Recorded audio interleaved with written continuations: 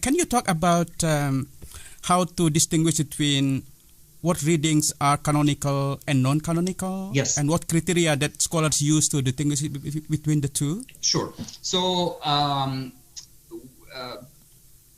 let's say up to the 900s, okay, so mid-10th century, there was no standard system, or there was,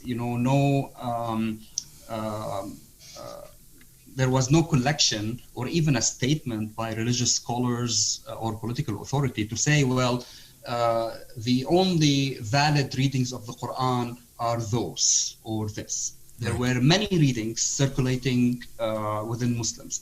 Not only 7, there were, according to sources, there were, 15, 24, even, a later scholar, his name is Al-Hudhali, he collected a book and called it the 50 variant readings of the Quran.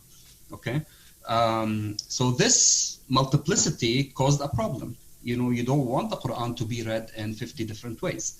And then, this man, Ibn Mujahid, came. He died in 324, 936 AD.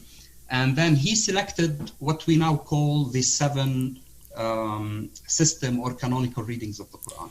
But Ibn Mujahid is not the first to collect variant reading, isn't it? He's not the first one. There were attempts before him. There was Tabari, the great exegete and commentator. He had a book on variant readings. Abu Ubaid, another scholar, he had a book on 25 variant readings. There were other collections. He was not the first one to do that. But what seemed to happen with Ibn Mujahid, that he was closely connected to the court. He was aided by the vizier at that time.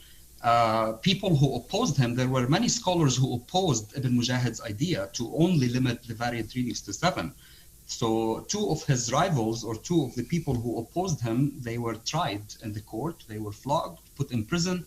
And there was, I don't want to say an enforced decree to only use those 7 readings, but it became, since that period, the system of Ibn Mujahid dominated other systems.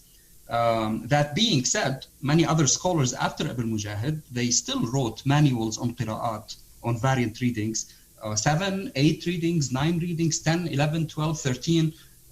So it took time for Ibn Mujahid's system to really settle down and for Muslims to adopt it. So back to the question, what is canonical and what is not, again, back to the time period. Before Ibn Mujahid, there was no such thing as canonical and non-canonical. All variant readings were there. There was a vague consensus among scholars what to read and what not to read. But post that period, the consensus of the Muslim community agreed that those 7, we would consider them canonical, transmitted to us via tawatur, which means sound transmission that cannot be proven to be wrong. All other readings outside this system of the 7 started to be deemed as irregular, anomalous, i.e. in this is a term that appears, the shawad, that appears in the title of your book. Correct.